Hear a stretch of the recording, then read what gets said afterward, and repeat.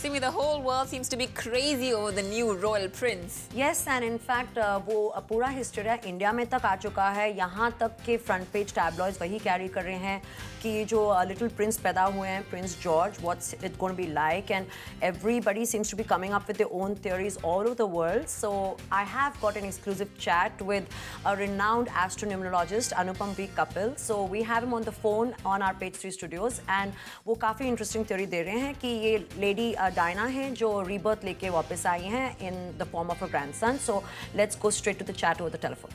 Let's do.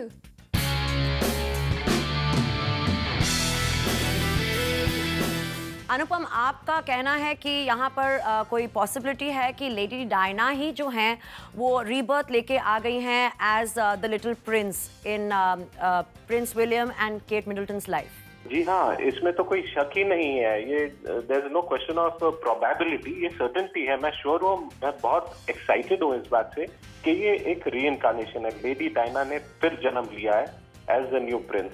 ये इसीलिए क्योंकि अगर आप उनकी कुंडली देखें, दोनों भी स्कॉर्पियो एसेंडेंट है. फीचर्स भी इनके ऐसे हैं.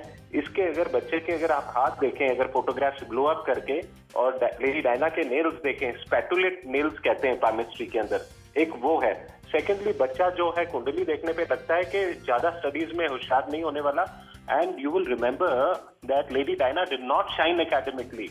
I mean, she was regarded a poor student.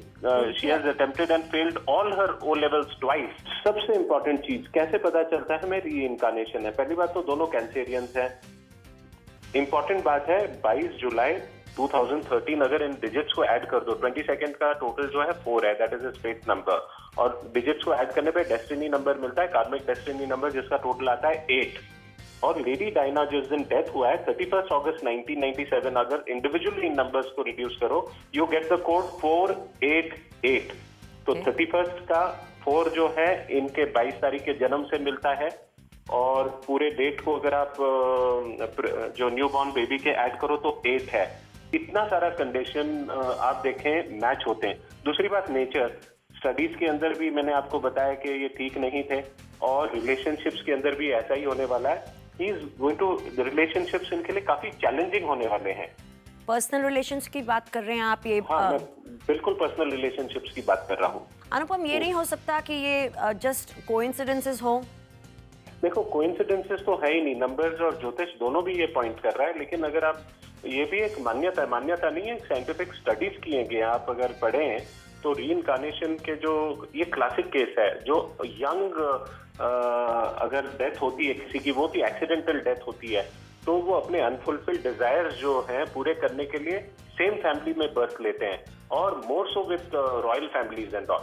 ये तो एक क्लासिकल केस है. अच्छा, एक इंटरेस्टिंग पॉइंट आपने नोटिस किया होगा, जब केट मिडलटन जब आई थी बच्चे को बाहर लेके, she was wearing that blue polka dot dress. And अगर आप जाके पिक्चर सर्च करो, जब प्रिंस विलियम भी पैदा हुए थे, वो भी पोल्का ड्रेस पहना हुआ था उन्होंने. और प्रिंस विलियम ने ब्लू जो शेड पहना था शर्ट का, सेम कलर की शर्ट जो है इन्होंने प्रिंस चार्ल्स ने भी पहनी हुई थी. इतनी सारी चीजें तो ये नहीं हो सकती है. This is not like thought of, this is happening automatically. Okay. और आगे अब जो बच्चे का नाम रख दिया गया है George, Prince George Alexander Louis, आपको नाम का क्या लग रहा है? Is it a good name for him with the combination of your numbers?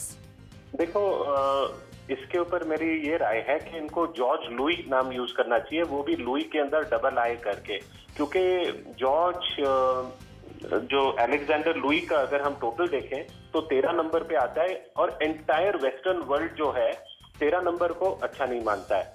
आप जानोगे, बहुत हिस्टोरिकल एग्जांपल न्यूमरोलॉजी में उदाहरण देते हैं हमेशा नेपोलियन बोनापार्ट का. नेपोलियन बोनापार्ट में BUON स्पेल होता था, जैसे वो एम्परर बन गए. When he was a winner.